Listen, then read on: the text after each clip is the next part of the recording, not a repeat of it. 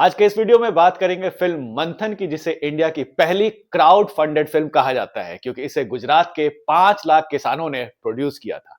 आखिर इसके पीछे की कहानी क्या है, आइए समझते हैं। तो 1947 में जब इंडिया ब्रिटिश रूल से आजाद हुआ था, तब देश गरीबी और अनाज की कमी से बुरी तरह जूझ रहा था। फिर 1960s में लगातार सूखा पड़ने से इंडिया एक भयंकर फूड क्राइसिस की गिरफ्त में आ गया था। अनाज की इतनी कमी हो गई थी कि लोगों को राशन की लंबी लंबी लाइनों में घंटों तक खड़े रहना पड़ता था। देश का maximum food grain requirement import पर डिपेंडेंट हो चुका था। ऐसी स्थिति में एक साइंटिफिक और तेज एग्रीकल्चरल रिफॉर्म की सख्त जरूरत थी। इसलिए तब के प्रधानमंत्री श्री लाल बहादुर शास्त्री ने लॉन्च किया ग्रीन रिवॉल्यूशन, जिसका मकसद था इंडिया को फूड ग्रेन्स के मामले में सेल्फ सफिशिएंट बनाना। Scientific farming, new technology, HYV seeds और फर्टिलाइजर्स की मदद से इंडिया का एग्रीकल्चर आउटपुट काफी इंप्रूव होने लगा। पर अनाज की ही कमी की तरह देश में दूध की भी कमी थी। इंसान की हेल्दी लाइफ के लिए दूध बहुत जरूरी है। बट 60s में शहरों में दूध मिलना काफी मुश्किल हो गया था। एडल्ट्रेशन काफी कॉमन था और गांव के मिल्क प्रोड्यूसर्स को दूध का सही दाम नहीं मिलता था। इसलिए ग्रीन रिवॉल्यूशन से इंस्पायर होकर लाल बहादुर शास्त्री ने व्हाइट रिवॉल्यूशन इनिशिएट किया। इसका एम था इंडिया को मिल्क कंजम्पशन के मामले में सेल्फ सफिशिएंट बनाना, रूरल इनकम बढ़ाना और मिल्क प्रोड्यूसर्स के लाइफ को इंप्रूव करना, ताकि उन्हें उनके प्रोडक्शन का सही दाम मिल सके। पर यह होगा कैसे? इस सवाल का जवाब थे गुजरात के नामी वकील और पॉलिटिशियन त्रिभुवन दास पटेल। बात है 1940s की। तब गुजरात के मिल्क प्रोड्यूसर्स को लोकल ट्रेडर्स और उनके एजेंट बहुत एक्सप्लॉइट करते थे। उनके दूध का सही उन्हें दाम नहीं देते थे। तब त्रिभुवन दास ने यह बात सरदार पटेल के सामने उठाई। सरदार पटेल ने त्रिभुवन दास को एक आइडिया दिया। उस वक्त ब्रिटिश गवर्नमेंट ने एक बॉम्बे मिल्क स्कीम स्टार्ट किया था शहर में मिल्क सप्लाई बढ़ाने के लिए। इस स्कीम को ज्यादा मिल्क की जरूरत थी। सरदार पटेल ने त्रिभुवन दास को गुजरात के कायरा डिस्ट्रिक्ट में मिल्क प्रोड्यूसर्स का एक कोऑपरेटिव सेटअप करने का आइडिया दिया, जहां मिल्क प्रोड्यूसर्स बिना किसी मिडिलमैन के दूध सीधा कोऑपरेटिव में बेच सके। इस कोऑपरेटिव से बॉम्बे मिल्क स्कीम के लिए दूध खरीदा जाने लगा, पैसे भी मिलने लगे और गांव वालों की लाइफ भी काफी इंप्रूव होने लगी।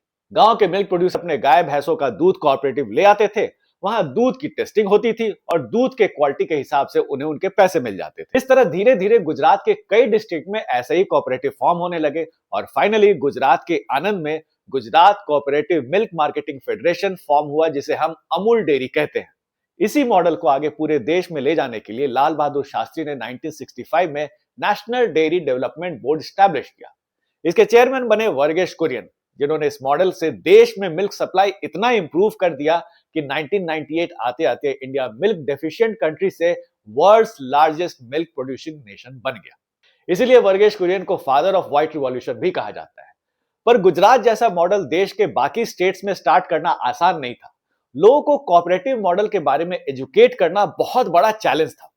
और यहां पे इस कहानी में शामिल होते हैं श्याम बेनेगल। गुजरात कोऑपरेटिव मूवमेंट पर श्याम बेनेगल तब 2 डॉक्यूमेंट्रीज ऑलरेडी बना चुके थे। बट गांव में इलिटरेसी इतनी ज्यादा थी कि लोगों तक मैसेज ठीक से कन्वे नहीं हो पा रहा था। तब वर्गेश कुरियन ने श्याम बेनेगल से इस मूवमेंट पर एक फीचर फिल्म बनाने को कहा, ताकि सिनेमा के जरिए लोगों तक यह मैसेज कन्वे किया जा सके। श्याम बेनेगल और कुरियन ने अग्री किया कि एक डॉक्यूमेंट्री के बजाय फिक्शनल कहानी ज्यादा एंगेजिंग होगी आम जनता के समझने के लिए, और इससे रेगुलर सिनेमा हॉल में दिखाया भी जा सकता है। बट सवाल था कि पैसे कहां से आएंगे। अब फीचर फिल्म कोई डॉक्यूमेंट्री तो है नहीं, इसमें एक्टर्स, म्यूजिशियंस, राइटर्स, टेक्नीशियंस सबकी जरूरत होती है। Gujarat cooperative milk marketing federation के किसान मेंबर्स को जब इसके बारे में पता चला, तो सब ने फैसला किया कि वो इस फिल्म को बनाने में मदद करेंगे। करीब 10 लाख का बजट था और इसके लिए गुजरात के 5 लाख किसानों ने 2-2 रुपए कंट्रीब्यूट कर 10 लाख रुपए जोड़ दिए और इस तरह नींव रखी गई इंडिया की पहली क्राउड फंडेड फिल्म मंथन की। श्याम बेनेगल इससे पहले 2 national award winning film direct कर चुके थे, अंकुर और निशांत। इन्हीं फिल्म के कास्ट को श्याम ने मंथन में रिपीट किया। गिरीश कर्नाड, नसीरुद्दीन शाह, स्मिता पाटिल, अमरीश पुरी, अनंत नाग और कुलभूषण खरबंदा बने मेन कैरेक्टर। और छोटे मोटे रोल्स के लिए गांव के लोगों को ही कास्ट कर लिया गया। शूटिंग करीब 45 दिन तक चली, बट गांव की गर्मी में शूटिंग काफी चैलेंजिंग था। ऊपर से श्याम ने अपने कास्ट को कह दिया था कि 40-45 दिन तक वो सेम कपड़े पहने रहेंगे।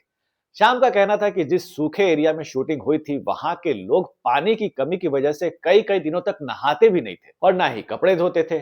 इसलिए उन्होंने सारे एक्टर्स को कपड़े चेंज करने से मना कर दिया था। शूटिंग कंप्लीट होने तक सबके कपड़े बदबू करने लगे थे।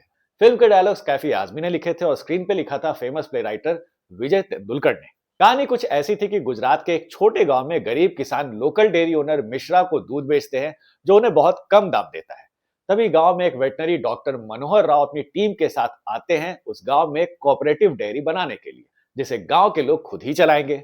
शुरू में राव को कास्टिज्म, पॉलिटिक्स और डिस्ट्रस्ट फेस करना पड़ता है। गांव के लोग हेजिटेंट है राव के साथ जुड़ने में, पर राव उनका भरोसा जीतने के लिए दूध का फैट टेस्ट करते हैं और फेयर प्राइस देते हैं, जैसे लोकल डेयरी ओनर मिश्रा नाराज हो जाता है। उधर हरिजनों को लगता है कि कोऑपरेटिव में ऊंची जात वालों का दबदबा हो जाएगा। तब राव गांव वालों को समझाते हैं और कोऑपरेटिव हेड करने के लिए एक इलेक्शंस कंडक्ट करवाते हैं। इलेक्शन में हरिजन रिप्रेजेंटेटिव मोती जीत जाता है, जिससे ऊंची जात का सरपंच नाराज हो जाता है और हरिजन बस्ती में आग लगवा देता है और डॉक्टर राव का ट्रांसफर करवा देता है। राव के जाने से गांव वालों को लगता है कि अब कोऑपरेटिव सोसाइटी बंद हो जाएगी और वो वापस से लोकल डेयरी ओनर मिश्रा को दूध बेचने लगते हैं।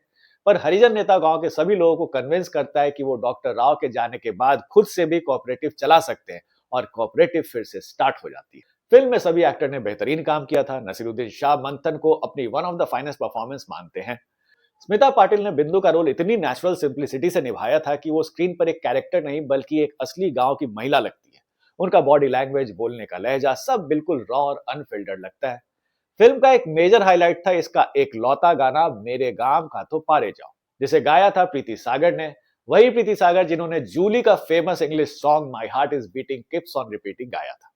आगे चलकर ये गाना अमूल की एडवर्टाइजिंग आइडेंटिटी बन गया। 90s के बच्चों को आज भी ये एड याद है, जिसमें स्मिता पाटिल कई गांव की महिलाओं के साथ सर पर मटके में दूध ले जाते हुए दिख रही है। फिल्म के रिलीज की भी बड़ी इंटरेस्टिंग स्टोरी है। जब ये फिल्म गुजरात में रिलीज हुई तो छोटे छोटे गांव से लोग बस ट्रक बुक करके आते थे खुद के द्वारा प्रोड्यूस की हुई फिल्म को देखने के लिए। थिएटर के बाहर मेला सा लग जाता था। वर्ड ऑफ माउथ पब्लिसिटी से दूसरे सेंटर्स में भी इस फिल्म के लिए क्यूरियोसिटी और बढ़ गई और फिल्म ने काफी अच्छा बिजनेस भी कर लिया। फिल्म के लिए एक बार फिर श्याम बेनेगल को नेशनल अवार्ड मिला। 2025 में कांस फिल्म फेस्टिवल में इस फिल्म के डिजिटली रिस्टोर्ड 4K प्रिंट को स्क्रीन किया गया था। तो ये थी कहानी मंथन के बनने की। आपको ये कहानी कैसे लगी हमें कमेंट बॉक्स में जरूर बताइए। और अगर आप मंथन को 4K प्रिंट में देखना चाहते हैं तो वो YouTube पे अवेलेबल है।